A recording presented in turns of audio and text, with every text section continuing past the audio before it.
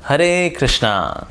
तो आज हम बहुत ही मज़ेदार, बहुत ही स्पाइसी क्वेश्चन लेने वाले हैं और वो ये है कि क्या इस्कॉन एक अमेरिकन ऑर्गेनाइजेशन है जो कि इंडिया का पैसा बाहर भेज रही है? Is it like that? क्या इस्कॉन जैसी ऑर्गेनाइजेशन इसलिए खोली गई ताकि मासूम इंडियंस को बेवकूफ़ बना करके उनका पैसा लेकर के अमेरिका भेजा जा सके? Is it like that? तो आज इसके ऊपर हम चर्चा करेंगे।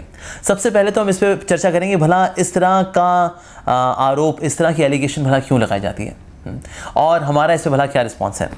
वेल, इस तरह की एलिगेशन जो हैं उन्हीं लोगों से आती हैं जो कि इस्कॉन से ईर्ष्या करते हैं और ईर्ष्या उसी से की जाती है जो कि सफल है।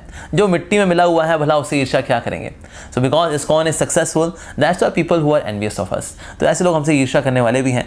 तो हम भगवान से प्रार्थना करते हैं कि भगवान ऐसे लोगों की ईर्ष्या दूर करें और उनके मन को शांत करें। और ऑफ कोर्स क्योंकि हम लोग सक्सेसफुल हैं तो इसलिए कुछ लोग हमारी डायरेक्ट प्रशंसा करते हैं, that ISKCON is doing nice work for the society, और कुछ लोग इनडायरेक्ट वे में प्रशंसा करते हैं ईर्ष्या करके। क्योंकि ईर्ष्या करना क्या है? It is a indirect way of appreciation कि भाई आप लोग इतने अच्छे हैं कि आपसे ईर्ष्या करना बनता है। तो इसलिए क्योंकि लोग हमसे ईर्ष्या करते हैं तो इसलिए इस प्रकार के कमेंट्स, इस प्रकार की वीडियोस यूट्यूब पे, फेसबुक पे डाल देते हैं और आपके जैसे मासूम लोग कई बार उससे कंफ्यूज हो जाते हैं कि क्या वाकई में ऐसा होता है? लेकिन इस्कॉन जाके तुम्हें बहुत अच्छा लगता है, कीर्तन सुनते हैं इतना अच्छा लगता है, प्रसाद पाते हैं इतना अच्छा लगता है, वहाँ के लेक्चर सुनते हैं इतना अच्छा लगता है, क्या इस्कॉन इसलिए खोली गई? ऐसा कैसे हो गया? तो अक्सर मासूम लोग जो हैं इसमें भ्रमित हो जाते हैं कि ऐसा भला कैसे हो सकता है। हालांकि वो कन्विंस नहीं हो पाते कि ऐसा वाकई में होगा, लेकिन फिर भी मानते हैं भाई चलो ठीक है भाई, ऐसी सच एंड सच व्यक्ति ने, such and such Swami ji ने कैसा बोल दिया, क्या पता, कन्फ्यूजन। तो इस बात को आज थोड़ा सा एनालाइज करेंगे कि क्या इस्कॉन वाकई में एक ऐसी ऑर्गेनाइजेशन है जो कि इंडियंस का पैसा बाहर भेजती है। तो आज हम एक हाइपोथेसिस लेंगे कि इस्कॉन वाकई में एक ऐसी ऑर्गेनाइजेशन है जो वाकई में इंडिया का पैसा बाहर भेजती है। अब थोड़ा इस्कॉन की जो रूल्स, रेगुलेशंस और जैसी उनकी दिनचर्या है उसकी वो थोड़ी रोशनी डालते हैं और फिर एनालाइज करेंगे कि क्या ये वाकई में अमेरिका भेज सकती है पैसा भेजने के लिए? क्या ये वाकई में वैसी ऑर्गेनाइजेशन है? जैसे कि यहाँ पर भक्त लोग सुबह सुबह उठ जाते हैं मंगल आरती के लिए और सुबह 4:30 बजे मंगल आरती होती है। अब 4:30 बजे मंगल आरती अटेंड करने के लिए आपको 3:30 पौने 4 बजे उठना पड़ेगा और नहाना धोना पड़ेगा, उसके बाद जाके मंगल आरती अटेंड करेंगे। अब फंड रेजिंग करने के लिए इतना सुबह उठने की भला क्या आवश्यकता है? पूरी दुनिया सो रही है उस वक्त, कोई आके देख भी नहीं रहा कि हम लोग जगे हुए हैं, मंगल आरती कर रहे हैं उस वक्त। Nobody is there. 4:30 AM, who is going to be there? Nobody. हमको भी अपना आराम से 6 बजे उठना चाहिए। जब लोग उठते हैं अपना 6 बजे मॉर्निंग वॉक के लिए, तो अब उनके आगे थोड़ा हम भी तमाशा करें और दिखाएं, देखो हम लोग कितने स्पिरिचुअल हैं, हमको ना पैसा दिया करो। पर हम लोग उठते हैं 3:30 बजे, पौने 4 बजे, मंगल आरती, अरे बाबा रे बाबा। और देखिए इस्कॉन के शुरुआती सेंटर्स खुले, एक और रीज़न जो है वो ये है कि इस्कॉन के शुरुआती सेंटर्स खुले अमेरिका में, यूरोप में, बाद में जाके इंडिया में इस्कॉन के मंदिर खुले। अगर इस्कॉन एक ऐसी ऑर्गेनाइजेशन होती जो कि इंडिया का पैसा बाहर भेजने वाली होती तो फिर उसकी वजह से क्या करना चाहिए था हमें कि इंडिया में मंदिर खोलने चाहिए थे। बाहर तो सिर्फ एक बैंक अकाउंट खोलना चाहिए था कि यहाँ लोगों को बेवकूफ़ बनाओ और यहाँ का पैसा बाहर भेजो।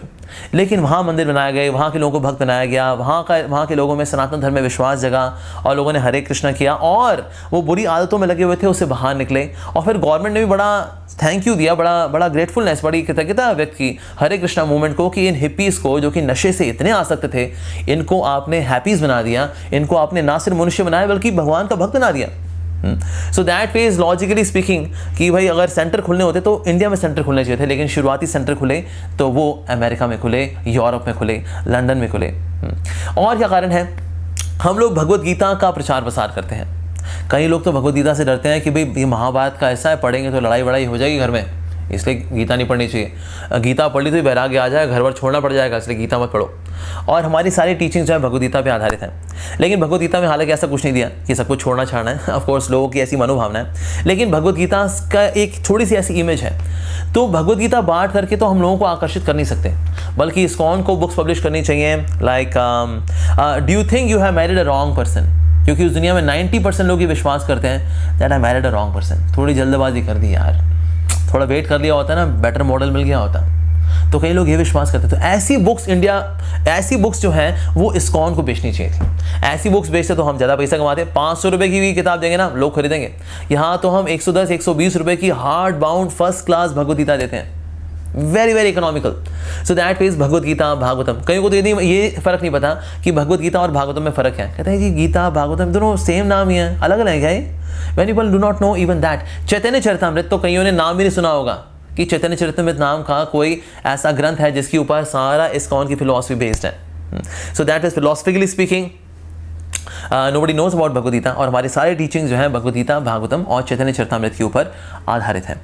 और तो और जिस भगवान की पूजा इस्कॉन में की जाती है, भगवान श्री कृष्ण, सबसे ज़्यादा कॉन्ट्रोवर्शियल भगवान है ये, सबसे ज़्यादा कॉन्ट्रोवर्शियल. भाई रासलीला क्यों की, माखन क्यों चुराया, प्यार किसी और से किया, शादी रुक्मिणी जी से की, so many controversy, so many question, so many doubts. तो इसलिए इस्कॉन को अगर एक ऐसी ऑर्गेनाइजेशन मान के चले जो कि पैसा इकट्ठा करने के लिए है, तो वास्तव में हमें श्री राम को चुनना चाहिए था. कृष्णा इज टू इनकंसीवेबल, बहुत अचिंत्य है ये. Shri Ram is very simple God. लेकिन उन्हें भी सवाल हो जाता है कि भाई बाली को छुपके क्यों मारा, सीता मैया को क्यों त्यागा, सीता मैया को त्यागना बहुत गलत था. तो श्री राम के बजाय बिना इस्कॉन को शेरों वाली माता को लेकर के शुरुआत करनी चाहिए थी कि भाई नो लीला, नो कंट्रोवर्सी, आप लोग आइए, पैसा दीजिए, दान दीजिए, happy. But we worship the supreme lord Krishna who is mentioned as supreme lord in the scriptures. और इस्कॉन में नियम, 4 नियम: no meat eating, no gambling, no intoxication, no illicit sex. ये 4 नियम, इन 4 नियमों का पालन करते करते लोग डरते हैं कि भाई आप मीट नहीं खाते, आप प्याज लहसुन तक नहीं खाते, ओ माय गॉड, नशा पान नहीं करते, नो इलिसिट सेक्स, अरे बाबा, and no intoxication, oh my goodness, नशा नहीं करना, मांस नहीं खाना, जुआ नहीं खेलना, और किसी को गर्लफ्रेंड बॉयफ्रेंड नहीं बनाना, अरे बाप रे, भाई दूर रहो. 16 माला हरे कृष्ण महामंत्र का जप जिसमें 2 घंटे लगते हैं. हमको ये सारे रूल्स रेगुलेशन नहीं रखने चाहिए थे अगर हमें फंड रेजिंग के लिए ही ये ऑर्गेनाइजेशन खोलनी थी. ये कोई नियम नहीं है जी, जो खाना है खाओ, जैसा रहना है रहो, ठीक है. और जहाँ तक साधना की बात है, नो 16 माला, बस 3 बार कर लो, ओम शांति शांति शांति, बस हो गया जी, हो गया, that's it. But we have got so many rules regulations, क्योंकि हम हर चीज़ क्वालिटी फॉर्म में प्रैक्टिस करते हैं. सो दैट फेज ये रूल्स एंड रेगुलेशन हम नहीं रखते, बल्कि हमने रखे हुए हैं इस, बल्कि लोग भागेंगे इतने रूल्स रेगुलेशन. किसी ऐसे व्यक्ति के पास जाओ जिसके पास कोई रूल्स रेगुलेशंस नहीं है. सो दैट फेज इस पॉइंट ऑफ व्यू से भी ISKCON can not be an organisation जो कि पैसा आकर्षित करे अपनी ओर. और करंटली इस समय इंडिया के अंदर, क्योंकि इंडिया का पैसा बाहर भेजना है, इंडिया में इस समय करीब 50 मंदिर बनाए जा रहे हैं इस्कॉन के, जो कि ऑन एवरेज 40 करोड़ के होंगे. कुछ थोड़े से इससे महंगे, कुछ थोड़े से कम महंगे, डिपेंडिंग ऑन कि कहाँ मंदिर बन रहा है. पर 40 करोड़ के 50 मंदिर, इसका मतलब करीब 2000 करोड़. 2000 करोड़ तो हमें सिर्फ इंडिया में ही चाहिए, ताकि हम लोगों को प्रसाद बांट सकें, भगवान का नाम बांट सकें, भगवान की कथा बांट सकें, लोगों को बेनिफिट कर सकें, उनकी काउंसलिंग कर सकें, उनके दुखों को दूर कर सकें. So we are having so many projects in India. अगर इतने प्रोजेक्ट्स इंडिया में ही हो जाएंगे तो बाबा यहाँ का पैसा बाहर क्या खाक भेजेंगे, यहीं पर ही सारा पैसा चला जाएगा. और तो और इंडिया में करंटली 50 लाख लोगों को हर रोज इस्कॉन प्रसाद खिलाता है, चाहे मिड डे मील के माध्यम से, चाहे फूड फॉर लाइफ के माध्यम से, या हमारे टेंपल के वीकेंड प्रोग्राम्स में, या एवरीडे मॉर्निंग या इवनिंग भगवद गीता या भागवतम क्लास में. We distribute so much prasadam. हर रोज ऑन एन एवरेज 50 लाख प्लेटें जाती हैं प्रसादम के रूप में, और डिवोटीज जो है ये प्रसाद बांटते हैं. 50 लाख लोगों को हर रोज खिलाना means so much money involve. तो अगर सारा पैसा हम यहीं पे ऐसे खपा देंगे तो भला बाहर कैसे भेजेंगे बाबा, right? So that means by all these logical reasons ISKCON can not be an organization to send money to USA. और ये कोई अमेरिकन ऑर्गेनाइजेशन नहीं है, ये एक इंटरनेशनल ऑर्गेनाइजेशन है. It is not American organisation for Krishna consciousness, it is international society for Krishna consciousness. और देखिए, किसी भी ऑर्गेनाइजेशन में पैसे का एक स्थान से दूसरे स्थान पे जाना इज़ वेरी नॉर्मल. जहाँ पैसे की आवश्यकता हो वहाँ पैसा ट्रांसफ़र किया जाता है. जैसे कि हम पैसा अगर भेजना चाहें, अगर या भेजना हो, तो हम अमेरिका कम भेजते हैं, अफ्रीका ज़्यादा भेजते हैं, क्योंकि अफ्रीका में फंड रेजिंग नहीं हो पाती, क्योंकि वहाँ लोग बहुत गरीब हैं. लेकिन वहाँ पर लोगों को हम प्रसाद देते हैं, वहाँ लोगों को भगवान का नाम देते हैं. तो इंडिया से पैसा अमेरिका जाए ना जाए, लेकिन हाँ अफ्रीका हम ज़रूर भेजते हैं, क्योंकि वहाँ पर फंड रेजिंग नहीं हो पाती, वहाँ लोग बहुत गरीब हैं, और वहाँ पर प्रसाद के लिए हम लक्ष्मी बिल्कुल भेज सकते हैं. और हाँ, बाहर से पैसा इंडिया में आता ज़रूर है. जैसे कि हमारा मायापुर का एक स्पिरिचुअल हेडक्वार्टर है मायापुर में, जो बहुत ही बड़ा प्रोजेक्ट बन रहा है, और वहाँ पर एक वैदिक प्लैनेटोरियम बन रहा है, TOVP जिसको बोलते हैं, टेम्पल ऑफ वैदिक प्लैनेटोरियम. तो वहाँ पर विदेशों से बल्कि पैसा आता है, सब भक्त वहाँ से कंट्रीब्यूट करते हैं ऑल ओवर द वर्ल्ड, ताकि एक सुंदर प्रोजेक्ट डेवलप हो सके, और लोग वैदिक विजडम को समझने के लिए मायापुर, जो कि बंगाल में है, वहाँ पर जा करके सीख सकें.